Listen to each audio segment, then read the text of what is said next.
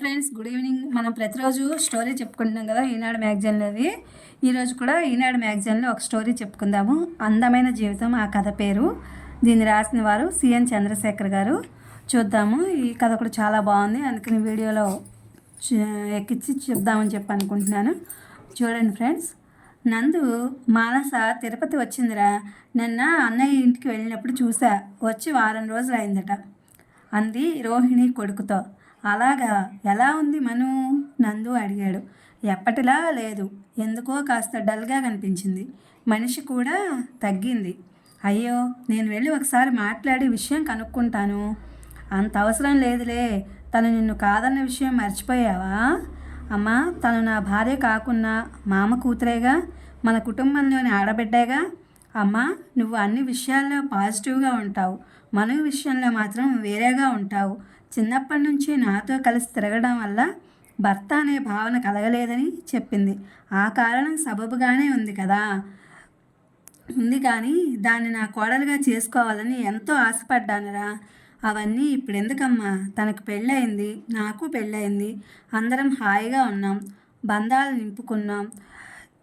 నిలుపుకున్నాం. అవసరమైతే ఒకరినొకరు సహాయపడదాం. శ్యామల కొడుకు వైపు అభినందన పూర్వకంగా చూస్తూ, నీకు ఇంత మంచితనం ఎక్కడి నుంచి వచ్చిందిరా అంది. మీ నుంచే అమ్మా. నన్ను బాధ పెట్టిన వారి పట్ల నువ్వు కాస్త కోపంగా ఉంటావు, కానీ నిజానికి నీ మనసు వెన్న. ఇక నాన్నంటావా? నీకంటే మంచివారు ఎవరి జోలికి పోరు. తన దగ్గరకు వచ్చిన వారిని ఎంతో గౌరవిస్తారు. నువ్వు చదివిన పుస్తకాలు కూడా ఓ కారణమే. మనుషులు నేర్పని సంస్కారం పుస్తకాలు నేర్పుతాయి. మంచి పుస్తకాలకు ఉన్న గొప్ప గుణం అది. పుస్తకాలు చదివే అలవాటు నాకు నాన్న నుంచి వచ్చింది అన్నాడు నవ్వుతూ. రే, నేను పుస్తకాలు చదువుతాను చిరుకోపంతో అంది రోహిణి. నాన్నంత కాదులే అంటూ నవ్వి, నేను వెళ్ళి మనవితో మాట్లాడి వస్తానమ్మా అంటూ బయలుదేరాడు ఆనంద్. ఆనంద్ వెళ్ళేసరికే మంచంపై పడుకుని ఉంది మానస. ఆనంద్ని చూడగానే లేచి నిలబడి, హాయ్ నందు, రా కూర్చో అంది కూర్చున్న కుర్చీ లాగుతూ. ఆనంద్ కూర్చున్నాక, అదేమిటి మను అలా అయిపోయావు? ఆరోగ్యం బాగాలేదా అని అడిగాడు ఆదుర్దాగా చూస్తూ. నీకు అలాగే కనపడుతున్నానా అంది నవ్వుతూ. ఏం జరిగింది మను? నువ్వు మేడ మీదకి వెళ్ళి కూర్చో, నేను కాఫీ తీసుకొస్తాను. మానసకు తన తల్లి ముందు మాట్లాడడం ఇష్టం లేక తనని మేడపైకి వెళ్ళమని చెప్తోందని అతనికి అర్థమైంది. ఆ ఇంటి మేడపైన బాల్కనీ అతనికి చిన్నప్పటి నుంచి ఇష్టం. అక్కడ నిలబడి చూస్తే రాములవారి ఆలయ గోపురం, తిరుమల కొండ మీద మెట్ల మార్గం కనిపిస్తాయి. ఆ దృశ్యాలు మనసుకు ఎంతో ఆహ్లాదాన్ని ఇస్తాయి అతనికి. అయితే ఇప్పుడు మాత్రం అతని మనసంతా మానస చెప్పబోయే విషయం మీదే ఉంది. నందు, కాఫీ అన్న మానస పిలుపు విని తల తిప్పి చూశాడు. మానస అతనికి దగ్గరగా నిలబడి ఉంది. థ్యాంక్ యూ అన్నాడు కప్పు అందుకుంటూ. తర్వాత అలా కూర్చుని మాట్లాడుకుందామంటూ అక్కడ ఉన్న సిమెంట్ బల్ల మీద కూర్చున్నాడు. మానస అతని ఎదురుగా ఉన్న బల్లపైన కూర్చుంది. చెప్పు మను, ఏమైంది? రాజుకు నాకు అభిరుచుల్లో చాలా తేడా ఉంది నందు. అతనితో ఇక ఉండలేను. డైవర్స్కి అప్లై చేయాలనుకుంటున్నాను. నువ్వు ఉండగానే వేరే లాయర్ ఎందుకని నీతో మాట్లాడాలనుకున్నాను. ఇంతలో నువ్వే వచ్చావు. అంత తొందర ఎందుకు మను? తొందర? మా పెళ్ళి సంవత్సరం దాటింది తెలుసా? అతనిలో నీకేం నచ్చలేదో చెప్పు. చాలా ఉన్నాయి. అతనిలో నచ్చిన వాటికంటే నచ్చనివే ఎక్కువ. ఓకే, ముందుగా మనందరికీ అతనిలో నచ్చిన పాయింట్స్ గురించి మాట్లాడదాం, సరేనా? అలాగే నన్నట్టు తల ఊపింది మానస. అతను అందగాడు, అవునా? మళ్ళీ తల ఊపింది మానస. చదువుకున్నవాడు, మంచి ఉద్యోగం, మంచి జీతం ఉన్నవాడు, మంచి కుటుంబం నుంచి వచ్చాడు. అవును, ఇవే అతనిలోని పాజిటివ్ అంశాలు. ఇవి చూసే మీ అమ్మా నాన్నలు అతన్ని నీకిచ్చి పెళ్లి చేయాలనుకుని ఉంటారు. ఏ తల్లిదండ్రులైనా తమ కాబోయే అల్లుడిలో ఈ లక్షణాలే చూస్తారు కదా, అంతేగా? ఇవి చూసే నేను ఒప్పుకున్నాను. అయితే సంవత్సరం కాపురం చేశాక తెలిసింది అతను నాకు సరిజోడీ కాదని. సరే, ఇప్పుడు అతని నెగిటివ్ క్వాలిటీస్ గురించి చెప్పు. నన్ను బయటికి తీసుకెళ్ళడు, నా వంటను మెచ్చుకోడు, ఎంతసేపు పని అంటూ ఉంటాడు. నేను మంచి డ్రెస్ వేసుకుంటే బాగుందని చెప్పడు. ఆఫీస్లో నాకు మంచి పేరు వచ్చినా, మెచ్చుకోలు వచ్చినా ఆ విషయం అతనితో పంచుకుంటే కనీసం సంతోషం అని కూడా అనడు. అంతేనా? ఆమె అడగడం చూసి అడిగాడు ఆనంద్. ఇంకా ఉన్నాయి, గుర్తుకు రావడం లేదు. సరే, నేను కొన్ని ప్రశ్నలు అడుగుతాను, జవాబివ్వు. అడగమన్నట్టు చూస్తుంది మానస. అతనికి సిగరెట్టు, మందు తాగడం అలవాటుందా? అస్సలు లేదు. అమ్మాయిల పిచ్చి లేదు. ఇంటి పనుల్లో నీకు సహాయం చేస్తాడా? వంట పనిలో చేయడు. అయితే మిగిలిన పనంతా అతనే చేస్తాడు. ఆ విషయంలో నాకు కంప్లైంట్స్ లేవు. అతనిలో ఇన్ని మంచి క్వాలిటీస్ ఉంటే కొన్నే ఉన్నాయన్న నువ్వెంత అదృష్టవంతురాలువో నీకు అర్థమవుతోందా మను? ఆశ్చర్యంగా చూస్తూ అన్నాడు ఆనంద్. నువ్వు మగాడినందు ఆడదానివై ఉంటే నీకు నా బాధ అర్థమయ్యేది. నిన్ను నేను అర్థం చేసుకున్నాను నువ్వే జీవితాన్ని అర్థం చేసుకోలేదు. మనం కోరుకున్నవన్నీ మనకు దొరకవు. దొరికిన దాంతో రాజీ పడాలి. ముఖ్యంగా ఓపికతో ఉండాలి. కొంతకాలానికి అతనిలో మార్పు రావచ్చు, లేదా నీకే ఇవన్నీ చిన్న చిన్న విషయాలుగా తోచవచ్చు. భవిష్యత్తులో ఈ మాత్రం దానికి విడాకులు తీసుకుందామనుకున్నావే అని నువ్వు నవ్వుకోవచ్చు. నాకంత ఓపిక లేదు. మా కొలీగ్స్ భర్తలను చూస్తుంటే నాకు ఎంత బాధగా ఉంటుందో తెలుసా? వాళ్ళు భార్యని షాపింగ్కి తీసుకెళ్ళి కోరినవి కొనివ్వడం, ఊళ్ళు తిప్పడం, 10 మంది ముందు భార్యని పొగడడం చేస్తుంటారు. నేను అలాంటి అదృష్టానికి నోచుకోలేదు, కన్నీళ్లతో అంది మానస. పక్క వాళ్ళతో పోల్చుకోవడం వల్లే చాలా సంసారాలు పాడవుతున్నాయి. పైకి అలా కనిపిస్తుంటారు, కానీ వాళ్ళ మధ్య ఎన్ని సమస్యలు ఉన్నాయో మనకు తెలియవు కదా. పోనీ విడాకులు తీసుకుంటానంటున్నావే అనుకుందాం. తర్వాత ఏం చేస్తావు? ఇంకొకరిని చేసుకుంటావు. అతనిలో కూడా నీకు నచ్చని కొన్ని విషయాలు ఉంటాయి.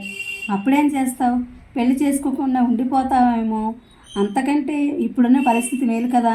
మానస ఆలోచిస్తూ ఉండిపోయింది. అతను తాగుబోతు అయి ఉండి నిన్ను ఇబ్బంది పెట్టినా, పరాయి స్త్రీలతో తిరుగుతున్నా నేనే నీకు విడాకులు ఇప్పించేవాడిని. నువ్వు చెప్పిన కారణాలు విడాకులు తీసుకునే అంత పెద్దవి కావు.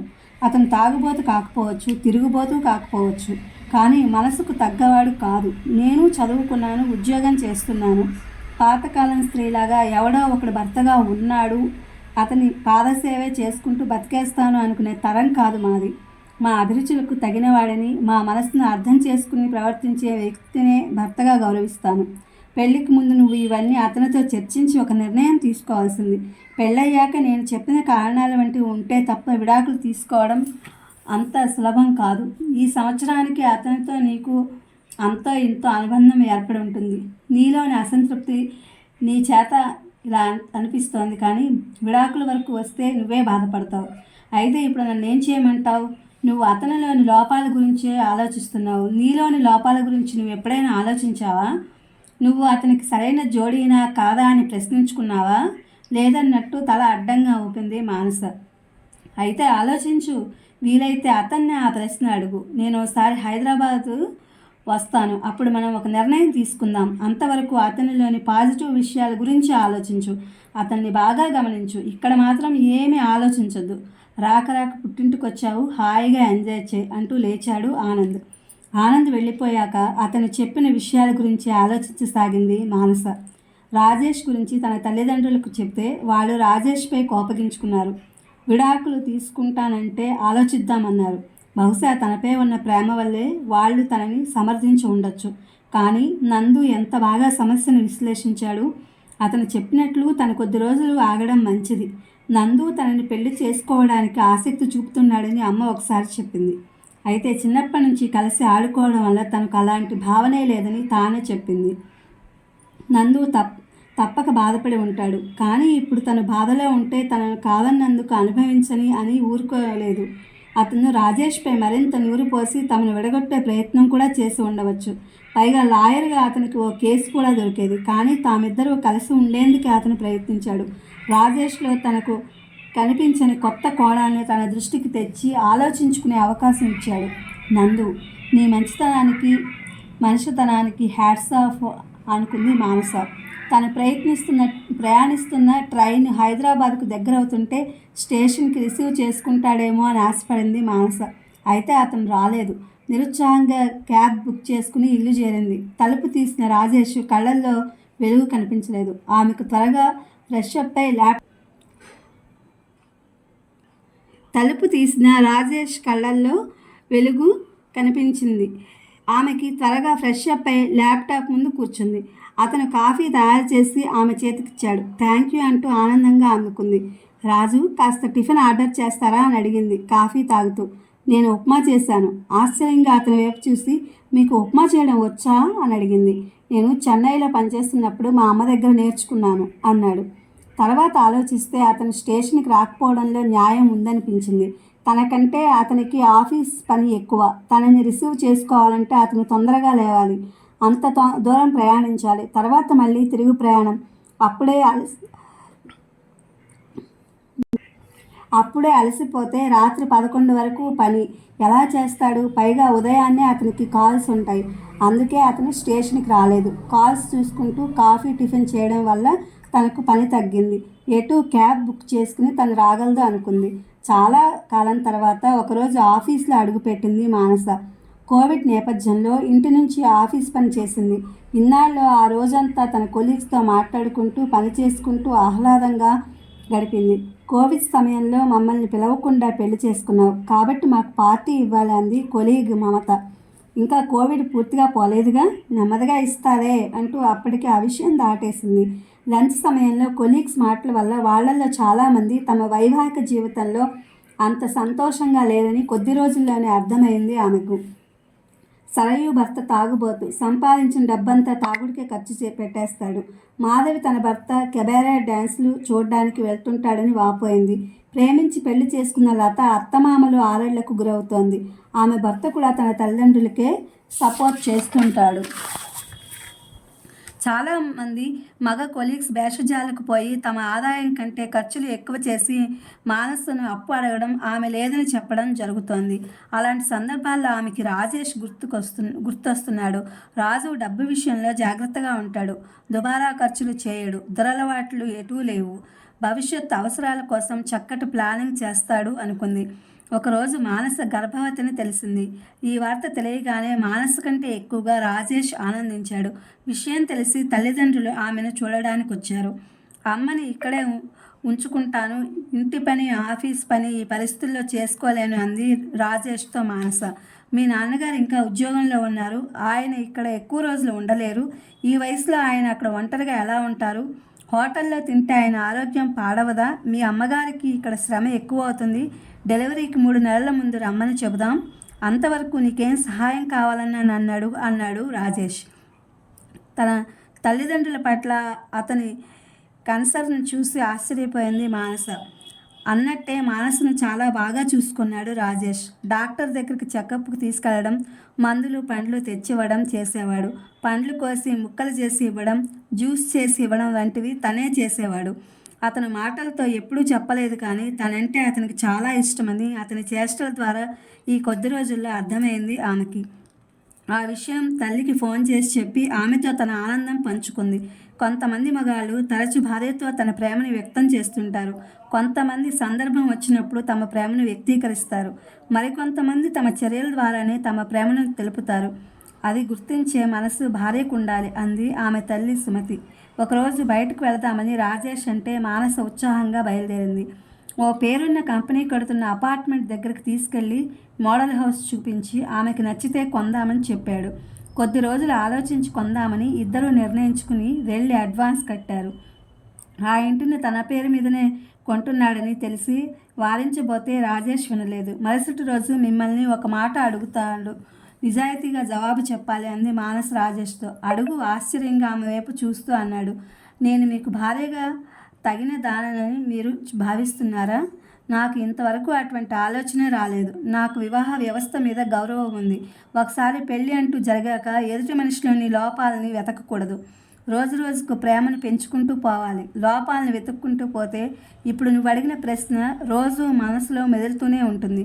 మెల్లగా అసంతృప్తికి బీజం పడుతుంది. అప్పుడు ఎదుటి వాళ్ళల్లో అన్ని లోపాలే కనిపిస్తాయి. చెంపపై చెళ్ళును కొట్టినట్లు ఫీల్ అయింది మానస. ఆమె మనసు పశ్చాత్తాపంతో నిండిపోయింది. అప్పటి నుంచి ఆమె రాజేష్లో లోపాలను వెతకడం మానేసింది. కొన్నాళ్లకు మానసకు బాబు పుట్టాడు. మానస బాబు ఆలనా పాలనలో పడిపోయింది. మెటర్నిటీ లీవ్ అయ్యాక కూడా ఇంట్లో నుంచి పనిచేయడానికి కంపెనీ అనుమతించడంతో బాబును చూసుకోవడం సులువైంది. ఓ ఆదివారం మానస స్నేహితురాలు సౌజన్య మానస ఇంటికి వచ్చింది. మాటల్లో విషయాలు ఈ మధ్య బాగా మారిపోయాడు. మనం ఇంట్లో ఒక్క పని ముట్టుకోవడం లేదు. ఇంట్లో ఉన్నంతసేపు టీవీ చూడటం లేదా సెల్ చూడటం. బిడ్డ ఏడుస్తున్నా కింద పడిపోతున్నా పట్టించుకోడు. ఉద్యోగం చేస్తూ ఇంట్లో అన్ని పనులు చేసుకోవడం నా వల్ల కావడం లేదు. ఉద్యోగం వదిలేయడం అంత సులువు కాదు. అంత జీతం ఎలా వదులుకోను? వదిలేస్తే మళ్ళీ ప్రతి అవసరానికి అతన్ని అడుక్కుంటూ ఉండాలి అంటూ భర్త గురించి చెప్పి కన్నీళ్లు పెట్టుకుంది సౌజన్య. స్నేహితురాలి పరిస్థితి చూసి జాలిపడింది మానస. ఆ పరిస్థితి తనకు లేనందున సంతోషించింది. సౌజన్యకు ధైర్యం చెప్పి ఓదార్చింది. ఆ రోజు రాత్రి భోజనాలు అయ్యాక సౌజన్య తన ఇంటికి బయలుదేరుతూ, మను, నువ్వు చాలా అదృష్టవంతురాలివి. రాజేష్ నిన్ను ఎంత బాగా చూసుకుంటున్నాడో ఈ ఒక్క రోజులోనే నాకు అర్థమైంది. ఎన్ని పనులు చేస్తున్నాడు. ముఖ్యంగా చిన్నపిల్లల పనులంటే కొంతమంది మగాళ్ళు విసుక్కుంటారు. రాజేష్ ఓపికగా బాబు పనులన్నీ కూడా చేస్తున్నాడు. నాకు చాలా సంతోషంగా ఉంది అంది. అవునట్లు తల ఊపింది మానస. బాబుకు 2 ఏళ్ళు దాటాయి. వాడిని ఎంతసేపు ఇంట్లోనే ఉంచుకుంటే వాడికి బయట ప్రపంచం ఎలా తెలుస్తుంది? మనం ఎక్కడికైనా వెళ్ళొద్దాం అంది మానస రాజేష్తో. ఒకరోజు రాజేష్ వెంటనే ఒప్పుకున్నాడు. అప్పటి నుంచి 6 నెలలకు ఒకసారి టూర్లకు వెళ్ళసాగారు. కొన్ని నెలల తర్వాత కొత్త ఇంట్లోకి గృహప్రవేశం చేశారు మానస రాజేష్లు. నేను 45 ఏళ్ళు ఉన్నప్పుడు ఇల్లు కట్టాను. నువ్వు 30 ఏళ్లకే ఇంటి ఓనర్ అయ్యావు. నాకు చాలా సంతోషంగా ఉంది అన్నాడు మానస తండ్రి భాస్కర్. మీకు ఉమ్మడి కుటుంబం బాధ్యతలు ఉండేవి కదా నాన్న.